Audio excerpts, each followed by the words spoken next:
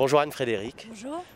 Bon, on va rentrer direct dans le vif du sujet. Est-ce que tu peux nous parler de ton épreuve là? Tu sors à peine. Alors je sors à peine de la première reprise, qui est la reprise par équipe, avec la nouveauté que ici nous concurrons à 2 grades ensemble, c'est-à-dire les grades 1A et les grades 1B, parce que je pense que nous n'étions pas suffisamment nombreux pour ouvrir 2 épreuves, donc ça fait un petit peu de monde.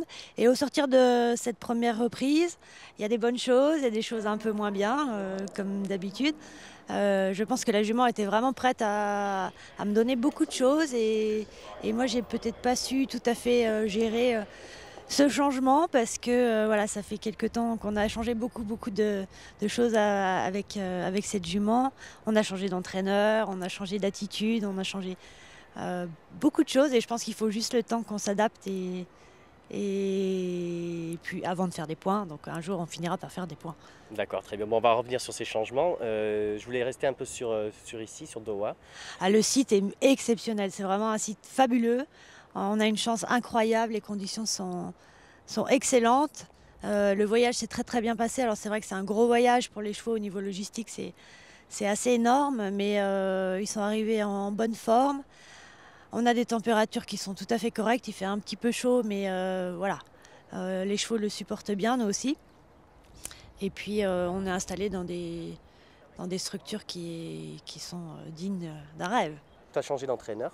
Oui. Est-ce que tu peux nous en parler un peu plus de quand ça s'est passé? Qui est cet entraîneur? Alors, en fait, je m'entraînais depuis que je suis rentrée dans la compétition, donc ça fait maintenant presque 2 ans seulement. Je m'entraînais avec Marc-André Morin, qui est un écuyer du Cadre Noir de Saumur. Et moi, j'habite en Rhône-Alpes, donc du coup, ça me faisait beaucoup de distance. Ça voulait dire 500 km pour aller monter ma jument. Donc je l'ai fait pendant un petit moment. Et puis quand j'ai commencé à prendre un petit peu plus confiance, je me suis dit que ça serait peut-être bien quand même que je la ramène à la maison. Donc j'ai la chance maintenant de l'avoir H24, 7 jours sur 7 à la maison. Et de fait, j'ai trouvé un entraîneur que je connais bien puisque je l'ai rencontré il y a quelques années de ça, qui s'appelle Cédric Morandin, qui habite à quelques kilomètres de chez moi dans la Loire, en Rhône-Alpes, et qui s'est vraiment pris au jeu de me suivre à l'entraînement. Et là, pour le coup, c'est son premier concours avec moi aussi, en tant qu'entraîneur. Donc voilà, donc c'est un trio qui finalement est tout récent, puisque ça fait à peine 2 mois qu'on travaille ensemble. Donc c'était un concours test, un premier test pour tout le monde.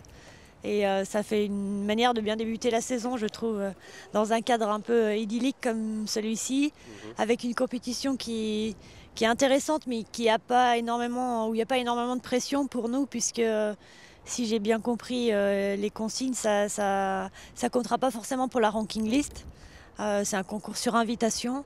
Donc voilà, je crois qu'il faut prendre ça comme un bel entraînement. Quel va être ton programme cette année?